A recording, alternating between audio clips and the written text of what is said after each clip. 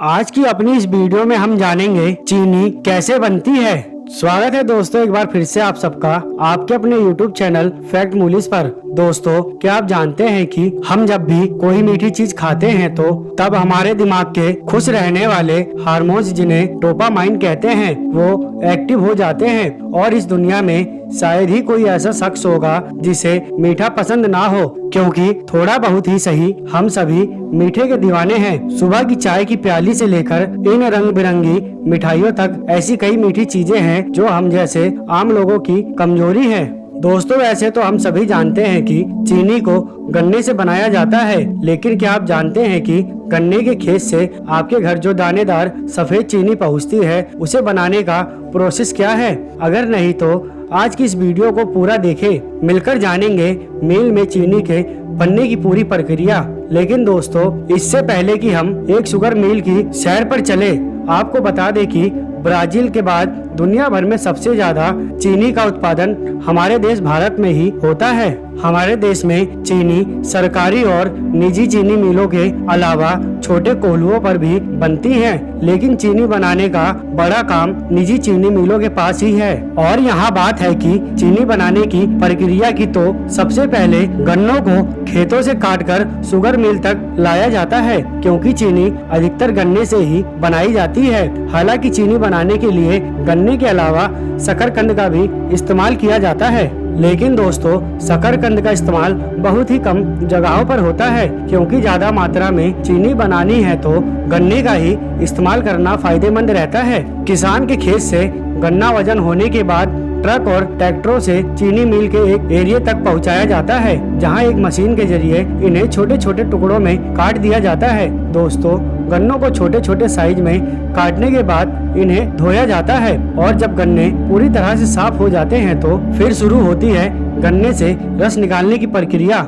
जिसके लिए इन्हें क्रशर में डाला जाता है। इसके बाद गन्ने का रस और छिलका अलग अलग हो जाता है।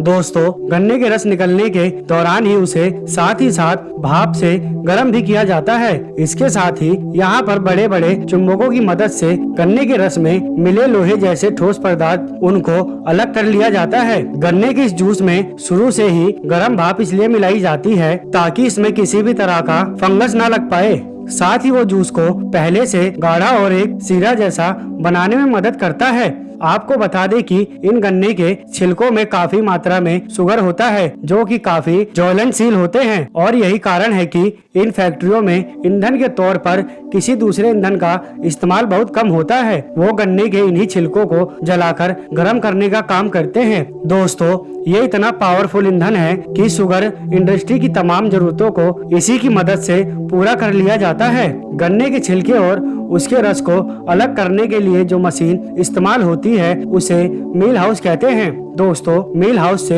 हासिल होने वाले गन्ने के रस को छानकर प्रोसेस हाउस में भेज दिया जाता है, और उसी प्रोसेस हाउस में गन्ने के रस को चीनी के दानों के रूप में पहुंचने तक का सफर पूरा करना होता है, जहां सबसे पहले गन्ने के रस को 75 डिग्री सेल्सियस पर गर्म किया जाता है, और फिर इसमें मिल्क ऑफ लाइन मिलाया जाता है। और इसे मिलाने का एकमात्र मकसद ये होता है कि गन्ने में मौजूद एसिडिटी को कम किया जा सके, और फिर उसे करीब 104 डिग्री सेल्सियस पे गर्म करके क्लेरिफायर में डाला जाता है, जहां पर उस रस के अंदर तरह तरह के फ्रूट ग्रेड केमिकल मिलाए जाते हैं ताकि रस में मौजूद तरह तरह के इम्प्योरिटीज वगैरह नीचे बैठ जाए, जिस वजह से हमें साफ रस ऊपर की सतह पर आता हुआ दिखाई देता है। फिर इसे एवपोरेटर की मदद से उबाला जाता है ताकि रस में मौजूद पानी भाप बनकर अलग हो जाए, और इसी प्रोसेस की वजह से ये रस गाढ़ा होकर सिरा बन जाता है, और फिर ये गाढ़े सिरे को भाप के जरिए